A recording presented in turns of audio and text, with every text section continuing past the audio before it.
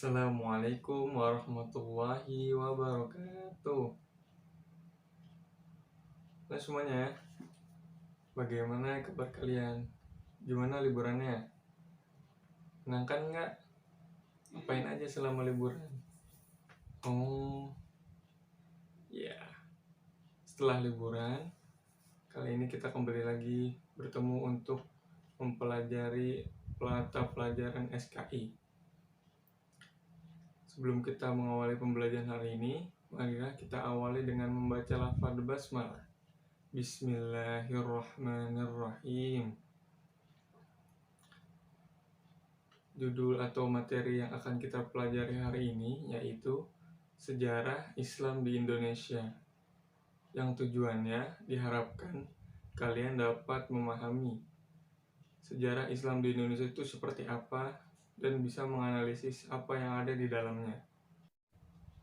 Coba dibuka bukunya halaman 4. Materi yang pertama yaitu kondisi masyarakat Indonesia sebelum Islam. Yang pertama, kondisi ekonominya di Indonesia atau penjahatannya sebelum Islam.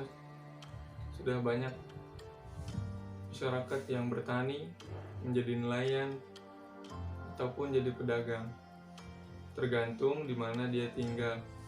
Misalnya kalau di pelosok atau di dalam desa atau di kampung, biasanya bertani atau menjadi peternak. Sedangkan yang di pesisir bisa jadi nelayan ataupun pedagang. Yang kedua yaitu Indonesia kaya akan sumber daya alam. Nah, ini dimanfaatkan oleh warganya untuk bertahan hidup dengan bertani ataupun beternak, bisa juga dengan mencari ikan di laut. Yang ketiga yaitu masyarakat Indonesia sudah memiliki macam-macam budaya, baik budaya yang berasal dari agama-agama yang sudah dianutnya, misalnya Hindu, Buddha, Konghucu dan sebagainya.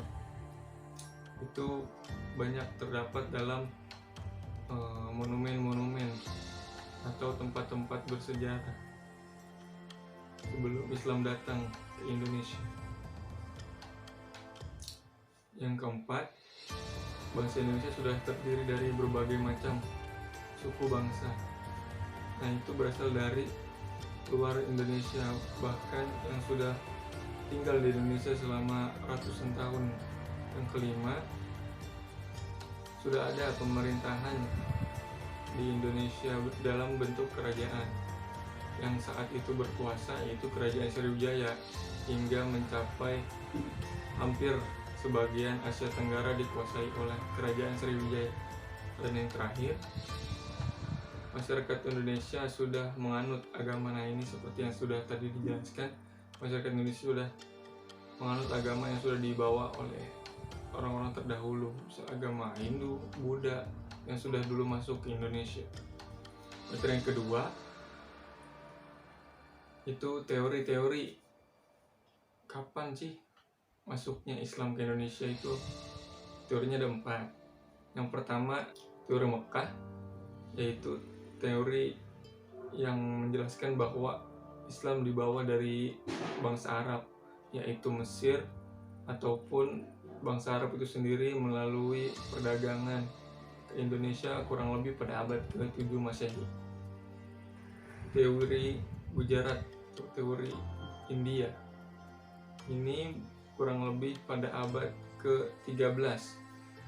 Sama, ini juga dibawa oleh para pedagang atau saudagar juga yang datang ke Indonesia untuk berdagang sekaligus berdakwah di Indonesia. Yang ketiga yaitu teori Persia pada abad ke-15 juga. Dan yang terakhir yaitu teori Cina. Teori Cina ini pada abad ke-15 ditunjukkan dengan adanya monumen-monumen atau tempat ibadah orang Islam atau masjid yang berarsitektur itu memiliki corak yang berasal dari negeri Cina. Islam masuk ke Indonesia melalui dua jalur, yaitu jalur dari utara dan juga jalur dari selatan. Secara garis besar, Islam masuk ke Indonesia melalui beberapa jalur. Itu pertama perdagangan seperti yang tadi, yaitu saudagar-saudagar atau pedagang-pedagang Islam yang berasal dari luar negeri datang ke Indonesia berdagang sekaligus berdakwah.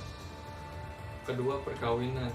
Nah, ini orang-orang yang sudah memiliki kekuasaan seperti kerajaan atau orang-orang yang dipandang oleh masyarakat dinikahi dan juga dimasukkan ke Islam oleh yang membawa Islam tersebut. Terus yang ketiga yaitu melalui pendidikan. Nah, ini sudah banyak yang tahu ya, dengan mengadakan suatu halaqah ini bisa menyebarkan Islam dengan sangat masif. Ada juga cara tasawuf. Nah, ini mungkin kurang terdengar ya, caranya seperti apa, yaitu dengan cara mendekatkan diri kepada Allah. Dan yang terakhir yaitu melalui seni budaya. Seni budaya ini diperkenalkan atau lebih populer digunakan oleh Wali Songo dengan wayang, dengan lagu-lagu, dan dengan budaya-budaya yang ada di sekitar diimplementasikan dengan nilai-nilai Islam. Ada beberapa faktor yang menyebabkan agama Islam berkembang dengan sangat cepat di Indonesia. Yang pertama, syarat masuknya mudah, yaitu hanya dengan mengucapkan syahadat. Yang kedua, upacara dalam agama Islam ini sangat mudah, yaitu sholat 5 waktu dan upacara-upacara yang tidak terlalu menyulitkan bagi pemeluknya. Yang ketiga, Islam tidak mengenal kasta. Nah, ini mungkin yang pada agama sebelumnya, pada agama Hindu yaitu tepatnya itu diterapkan sistem kasta. Nah, pada agama Islam ini tidak diterapkan sistem kasta. Islam menyebar di Indonesia disesuaikan dengan suku dan tradisi bangsa Indonesia. Nah, ini seperti yang dilakukan oleh Wali Songo, disesuaikan dengan budaya yang ada di sekitarnya, lalu dimasukkan nilai-nilai Islam pada budaya tersebut. Yang kelima, penyebaran Islam ini dilakukan dengan damai, tidak dilakukan dengan paksaan ataupun kekerasan, sehingga orang-orang lebih mudah menerima agama Islam di Indonesia. Dan yang terakhir, salah satu faktornya juga Kerajaan Majapahit sudah runtuh dan kekuasaannya sudah berkurang, tidak seperti pada masa keemasannya. Coba kalian sebutkan bukti-bukti penyebaran Islam yang sudah ada di Indonesia. Nah, iya betul. Ya, betul. Nah, setelah kita selesai mempelajari materi hari ini, coba kalian buat mind mapping sesuai dengan kreativitas kalian, bebas, dalam bentuk kertas A4, dikumpulkan pada pertemuan selanjutnya. Mungkin itu saja yang dapat kita pelajari hari ini. Mohon maaf atas segala kekurangan. Wabillahi taufiq wal hidayah. Wassalamualaikum warahmatullahi wabarakatuh.